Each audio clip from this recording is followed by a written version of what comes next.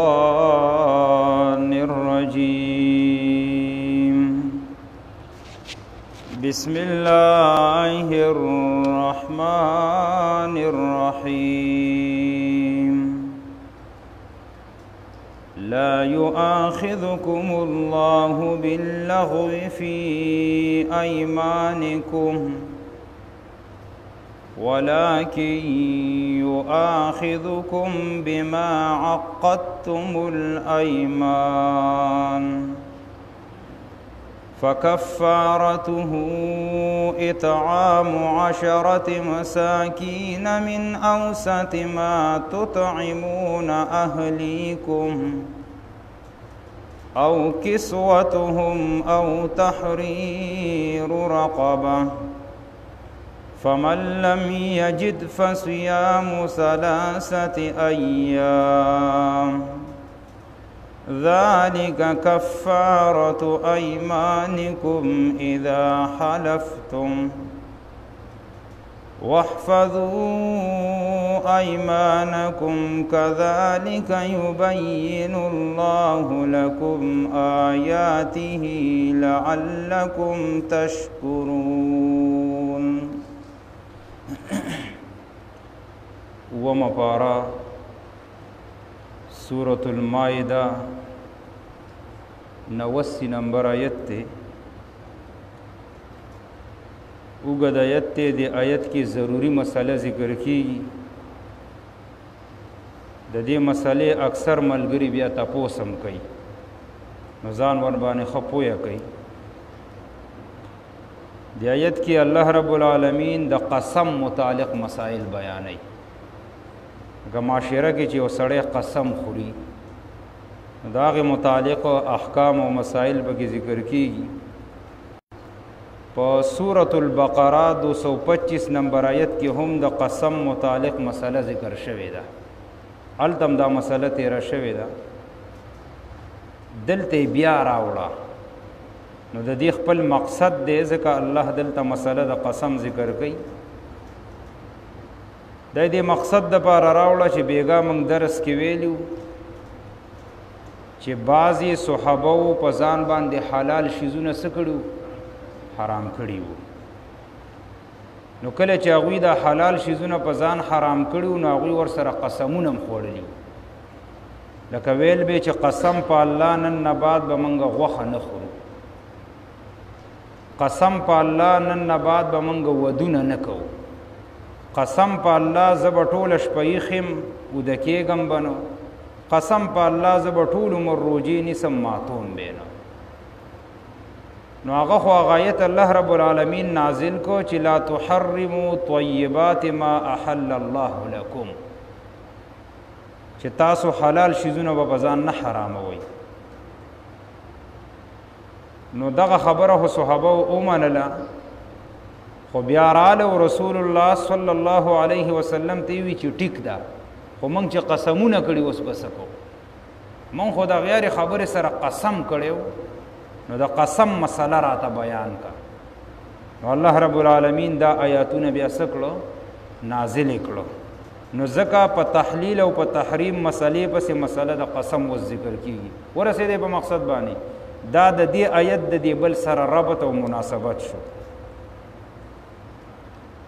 لا یؤاخذکم الله ننسی تاسو لره الله تعالی باللغو فی ایمانکم بی ارادی قسمون استاسو بانی. لغو هغه قسم ته وی چې د یو سړي عادت جوړ شوی، عادت جوړ شوی بچ دی یو خبره صحیح کوي دویمه کې دی فورا وی زما دی په الله باندې صحیح قسم دی. پښتنو کې دا شی ډېر زیات دی. سنیت او اراده د قسم نه خو اس عادت جوړ شوی او د قسمونو خو دې ته لغو قسم وي. نو په داسې قسم باندې نه انسان ګناهګاریږي او نه ور باندې کفاره راځي. دې مسله باندې ځان پوهه کوي قسم چې سړی خوري دا په 3 قسمو باندې دی. یو ته یمین لغو وی لغو قسم لکه دی جمله کې چې الله ذکر کړ. نو د دې بیا علماء دوه معنی کړي د لغو قسم. یو معنی خو دغه د ما چې درته ویلي چې د یو سړي اسې عادت جوړ شوی دی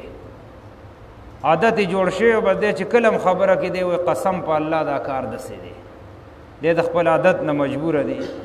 نور په زړه کې د قسم نیت او اراده دا نشته دی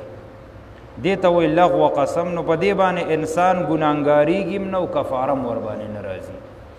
خو دا کار صحیح نه دی دا به سړی خپل عادت نه جوړوي دې بیمارۍ نه به سړی ځان په وخت باندې خلاصوي دا عادت ښه کار نه دی دویمه معنی علماو د لغو قسم دا کړې ده یو سړی یو کار کړی دی لیکن د ده نه بیا وروستو ایسته هېر شوی د ده نه هېر شوی دی لیکن یو سړی ورته وایي چې یاره تا دا کار کړی د نه هېر دی دی وایي قسم په الله ما نه دی کړی د نه هېري نو دام په دې لغو قسم کې به داخلي په دې هم دی ګناهګار هم نه دی او کفاره هم ورباندې نشته دی ځکه چې د نه هېر دی که نه او حدیث کې راځي رسول الله صلی الله علیه وسلم فرمایي رفع امتی الخطا والنسیان رسول الله صلی الله علیه وسلم فرمایي وای زما د امت نه الله پاک دا دوه شیزونه ورته معاف کړي دي یو چې کله زما امت نه څه خطایي وشي او کار ته وشي او یا ته یو کار په هیره کې وشي په دې الله پاک نه رانیسي نو که یو سړی یو قسم خو کړی مخکې یو کار یې کړی دی او د نه بې هیر دی او د قسم خوري چې ما نه دی کړی نو دا به په لغوه کې صحیح دا به دې کې داخلي نو په لغوه قسم باندې نه ګناه شته او نه په کفاره شته دویم قسم قسم ته وایي یمینی منعقده دی آیت کې اصل کې دا قسم اوس ذکر کېږي یمینی منعقده دی ته وایي چې یو سړی د راتلونکي زمانې د مستقبل مطابق د قسم وخوري لکه دی ووایي داسې خبره وکړي چې دا پلانکې کار به قسم په الله زه کومه او یا ووایي چې قسم په الله دا پلانکې کار به زه نه کومه دې ته یمین منعقده وایي نو بیا به دا انسان خپل حالت ته به دی وګوري که چېرته ده قسم کړی و چې دا کار به زه کومه او دا کار ده ونه کو نو قسم یې مات شو که نه قسم یې مات شو نو بیا دی حانس وګرځېده نو بس دی به بیا څه ادا کوي کفاره به ورکوي کفاره څومره ده نو دې آیت کې تفصیل د هغې ذکر کوي دې ته یمین منعقده وایي دغه رنګ یا د ویلي چې قسم په الله دا کار به زه نه کومه راتلونکي زمانې سه قسم تړلی او کار د وکړو نو بس هم قسم مات شو دی بس ادا کی کفاره به ادا کی دې ته یمین منعقده وایي د دې یمین منعقده تفصیل الله دی آیت کې ذکر کوي یو دریم قسم قسم دی او په دې کې اکثر مسلمانان راګیر دي هغې ته یمین غموس وایي پښتانه ورته د دروغو قسم وایي عربی کې ورته غموس وایي یو سړی یو کار کړی دی لیکن کله چې څوک راګیر کې په دروغو قسمونه خوري ما خو قسم په الله ما نه دی کړی او قسم په الله ما نه دی کړی نو د داسې سړي په باره کې ډېره سخته سزا راغلې ده دې قسم لی دا نوم هم غموس ځکه ایښې د غموس معنی د غوپه ورکول په اوبو کې نو څوک چې د دروغو قسمونه خوري الله به له د جهنم په اور کې څه ورکوي سزا یې سخته ده که نه ده د دروغو قسم چې څوک خوري نو الله به له د جهنم په اور کې غوپې به وله ورکوي او حدیث کې دا کبیره ګناه رسول الله صلی الله علیه وسلم شمارلې ده د داسې د دروغو قسمونو نه ځان ساتل پکار دي او د دې په کفاره کې بیا د علماو اختلاف دی د دې دروغو قسم په باره کې چې کفاره شته دی او که نشته بعضې وایي چې شته او بعضې وایي نشته دی ورباندې برحال د اوله جمله کې الله ذکر کوي چې په لغو قسم خو رانیول نشته دی چې یو سړي قسم اسې عادت جوړ شوی چې دی خبره کوي بس دی پکې قسم کوي نیت او اراده د قسم نه وي نو په داسې قسم نه ګناهګاریږي او نه ورباندې کفاره شته خو ولکن یؤاخذکم لیکن رانیسی تاسو لره بما په هغې عقدتم چې تړلی دي تاسو الایمان قسمونه په دې قسم به دی الله رانیسي تړلو مطلب دا دی د راروانې زمانې سره یو سړي د یو خبرې متعلق قسم کړی د مستقبل سره د خپل قسم خو د وتړه که نه چې را روان وخت کې به زه به قسم په الله زه به دا کار کوم او د بیا ونه کو نو بیا د حانس دی نو بیا به د هغې څه ادا کوي کفاره به ادا کوي دې ته اصل کې یمین منعقده وي د آیت کې د دې تفصیل الله ذکر کوي دلته یو ضروري مسله یاد ساتئ مسله دا ده یو سړی دی هغه د ګناه په کار باندې قسم وکړو څنګه قسم یې وکړو وی قسم په الله زه به د فلانکي سره خبرې نه کوم اوس دا قسم به دی ماته او که دا به پوره کوي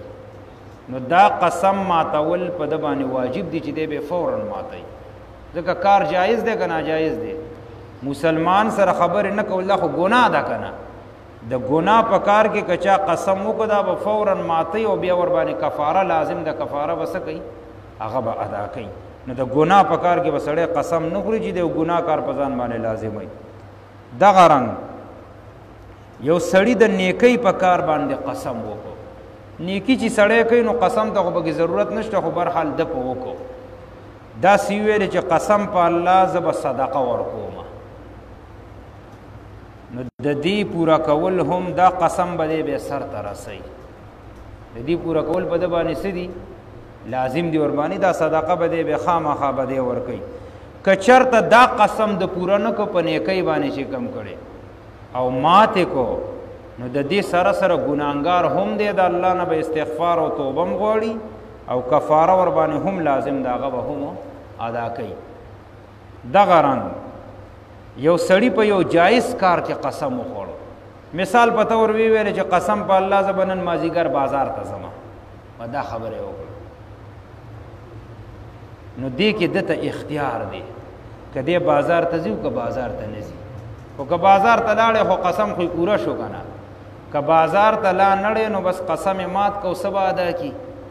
کفاره به ادا کي بس ختمه شو خبره ښه نو د قسم متعلق مسله خو ذکر شو اوس الله کفاره ذکر کوي فکفارته اطعام 10 مساکین الله وی کفاره د قسم چې کوم دا هغه خوراک ورکول دي 10 مسکینانو ته یو قسم چې دی کړی نو 100 مسکینانو ته به خوراک ورکړي 10 مسکینانو ته به د یو قسم په بدله کې به 10 مسکینانو ته سړی خوراک دا به وله ورکوي ښه څنګه خوراک به وله ورکوي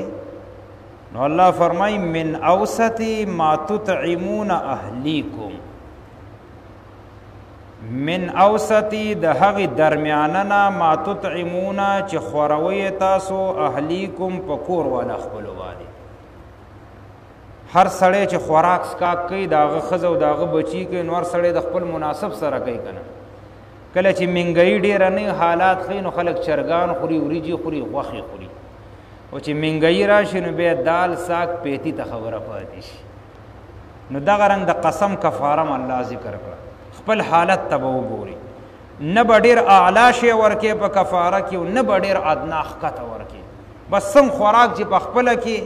اقه رنګ به د قسم کفاره کې به هم دا به سړی ادا کوي نو یوه کفاره خو دا شوه 4 کفارې دلته ذکر کېږي د قسم په باره کې یوه کفاره خو دا شوه چې 10 مسکینانو ته به روټۍ ورکې څومره روټۍ به ورکې هغه درته وروسته ویمه نو یا به روټۍ ورکي او کسوتهم یا به وله کپړې ورکي که روټۍ وس دې نه کېده نو څه به وله ورکي کپړې به نو دلته د کسوتو د کپړې نه مراد هغه کپړه ده چې د انسان بدن ورباندې پټېږي نو دا یو کمیس دی او بل څه شی دی پرتوک شلوار چې ورته وایي په دې د انسان بدن پټېږي که نه خو دا هم د عرف عام مطابق خبره ده معاشري حالاتو ته به وګوري په کومه علاقه کې چې تا قسم خوړلی دی په هغه علاقه کې د کپړو څه قسمه رواج چلیږي که مثال په طور هلته کمیس او شلوارې خو ټیک د دا به ورکړي 10 مسکینانو ته که دغه نه کمیس دی او لنګ پکې چلیږي نو بیا به وله دغه ورکړي او مفسرینو لیکلي که په کومه علاقه کې ورسره پټګۍ او ټوپۍ ورسره وي بعضې ملکونو کې شته دی که نه پټګي وغیره هم وخي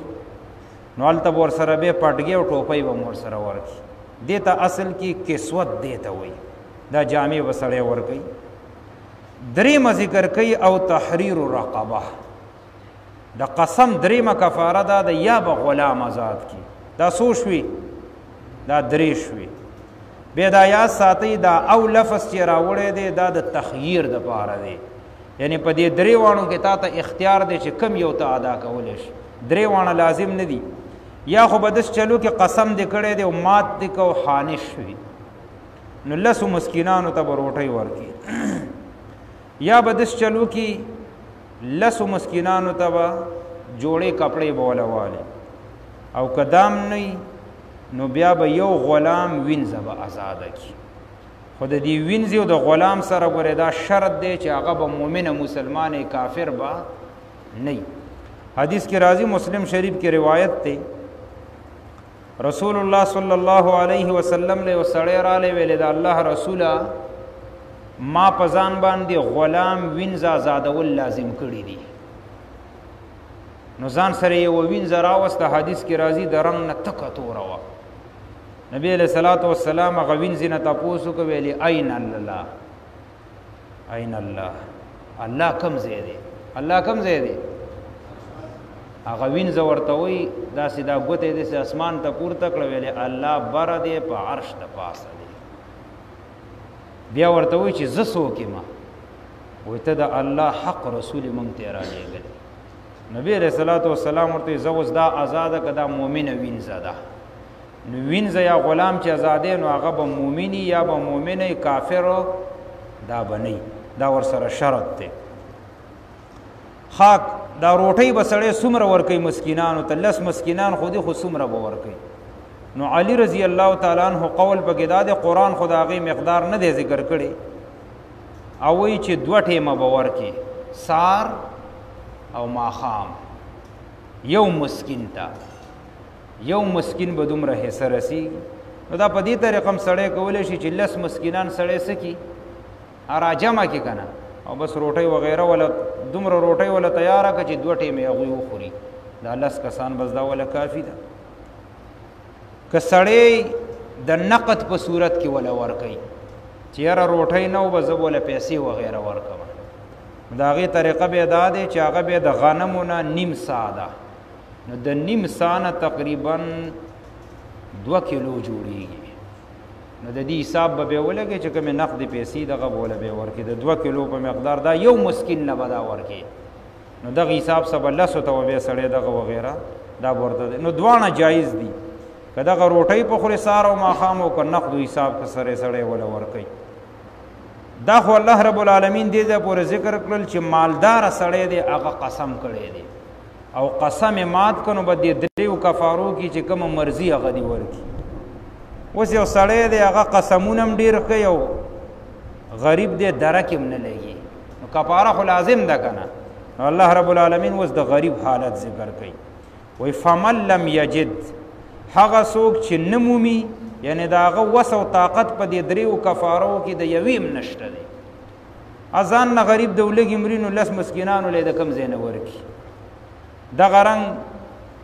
ځان نه کپړه جوړه نشته نو دا به 10 جوړې د کوم ځای نه را پیدا کړي غلام وینځم نشي آزادولی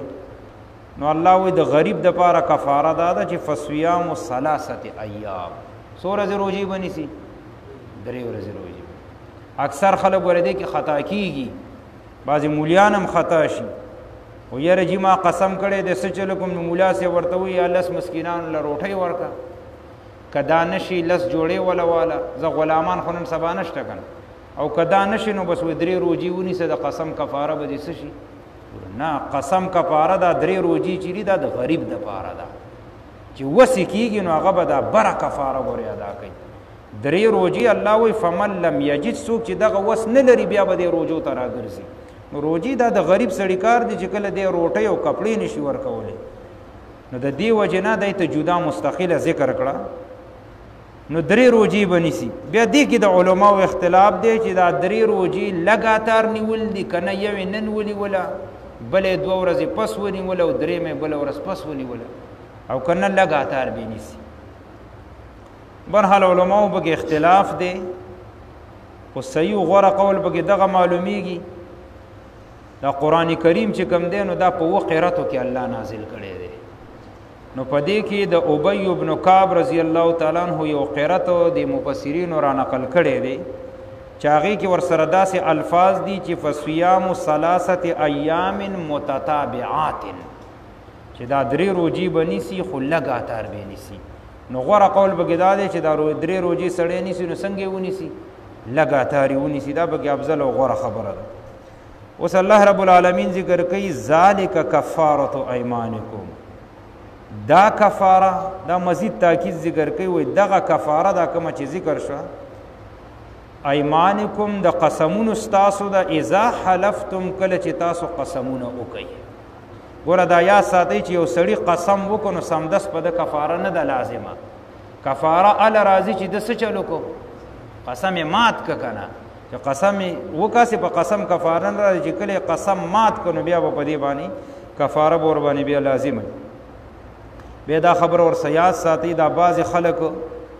دا د نوجوانان لکان ډیر کې دا عاشق دړی چې کوي وای زما د استا په سر قسمی دا سی وای کنه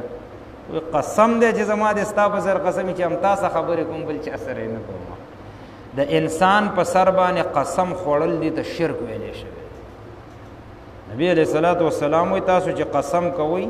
نو بالله د الله په نوم باندې کوي د انسانانو په نوم باندې د نبی په سروم سره قسم نشي کولای چې په امت کې د ټولو نه اوچت شخصیت انبیاء علیه الصلاۃ والسلام نو د انسانانو په نوم چې ستا په سر مې د قسم یو دادی وغه دي دا ګوره شرک دی قسم چې کینو د چا په نوم به کې صرف د الله په نوم باندې به کې واحفظوا ايمانکم او حفاظت کوي د قسمونو خپلو د دې دوه معنی مفسرین کړي دي یو معنی وای دا د واحفظوا ايمانکم دا چې ځان د ډیرو قسمونو نه اوساتئ ډیر قسمونه مخوري ځکه دې کې نقصان داري چې قسمونه خوري بیا د وسم د کفارین نو بیا وسکه او دویمه معنی وای دا چې واحفظوا ايمانکم حفاظت کوي د قسمونو خپل کم قسم چې وکړي نو حفاظت دادي چې به پورا کوي او کبل پرس پورا دینه که خانش شنو به کفاره ادا کی کذالک دارنگ یبین الله بیانوی الله تعالی لکم تاسو ته آیاته نخ خپلی لعلکم د پاره د دې تشکرون چې تاسو د الله شکر ادا کړئ لا یؤاخذکم الله ننسی تاسو لرا الله تعالی باللغو فی ایمانکم فبی ارادی د قسمون استاسو ولكن يؤاخذكم لكن نسيتاسو لرا بما فحق عقدتم چی تڑلی وی تاسو ایمانا قسمنا فکفارته نو کفار داغی اطعام خوراک ورکول لی 10 مساکین لس مسکینانو تا من اوسطی د درمیان ما د هغه تطعمون چی خوری تاسو اهلیکم پکور والا خپلو باندی او کسوتهم یا کپڑو دا غوینا او تحریر رقبت یا ازاد ولد غلام فمن لم یجد پسوک چنمومی دغ کفارا فصیام نروجی دی 19 ایام دریورز لگاتار ذالک کفارت ایمانکم دا کفارت دا قسمون استاسو اذا حلفتم کلچ قسمون وکی تاسو واحفظوا اوزان سات واحفظوا حفاظت کوي ايمانکم د قسمون خپلو یا ځان ساتي د قسموننا کذالک دارنګ یبین الله بیانوی الله تعالی لكم تاسو آیاته دلیلنا